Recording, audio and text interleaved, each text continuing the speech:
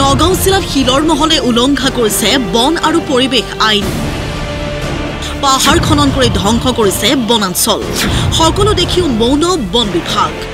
1980 চনৰ বন সংৰক্ষণ আইন, 1986 চনৰ পৰিৱেশ সুৰক্ষা আইন আৰু 1957 চনৰ খনি আৰু খনিজ আইন এই সকলোবোৰ উলংঘা কৰি নগাঁও আৰু হোজাই জিলাত 6টাকৈ শিলৰ মহলে ধ্বংস কৰি আহিছে বনাঞ্চল।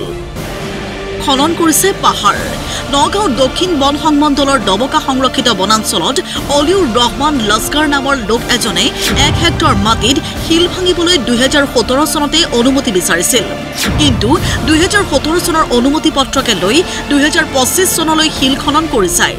নিয়মমতে এনেদৰে শিল খনন কৰিলে কেম্পা আঁচনিৰ অধীনত 1 হেক্টৰ মাটিত গছপুলি ৰুব লাগে। কিন্তু সেইবোৰ একো কৰা নাই। অৰণ্য সুৰক্ষা সমিতিৰ সদস্য দিলীপ নাথে RTI যোগে তথ্য উলিয়াই ক'লে এইবোৰ কামত বাধা দিয়া নাই বন বিভাগে।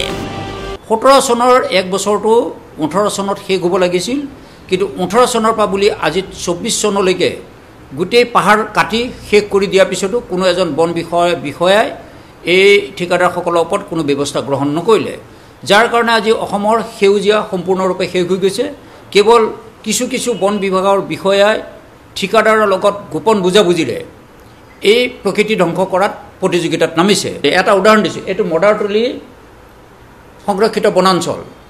এই বনাঞ্চলত আপোনাৰ GPS লোকেশ্যনত তেওঁলোকক 1 হেক্টৰ মাটি দিছিল এই ক'লা দাগৰ ভিতৰত।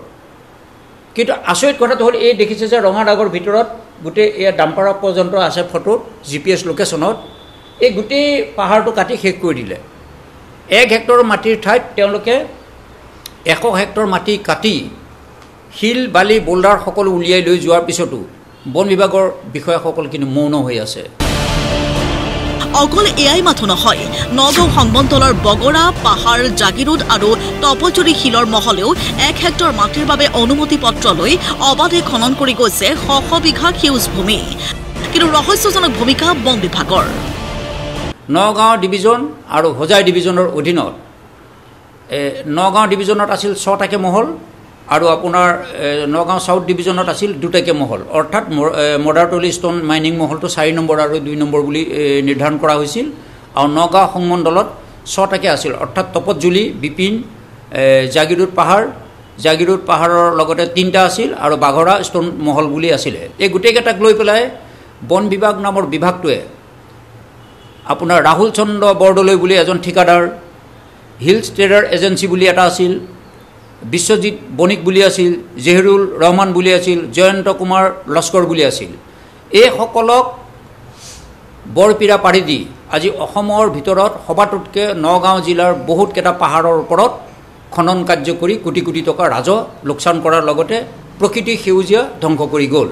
শুকুৰবাৰে নগাঁৱত আয়োজন কৰা এই সংবাদমেলৰ মাধ্যমেৰে সমগ্ৰ বিষয়টোত মুখ্যমন্ত্ৰীৰ হস্তক্ষেপ কামনা কৰে অৰণ্য সুৰক্ষা সমিতিৰ সদস্যজনে।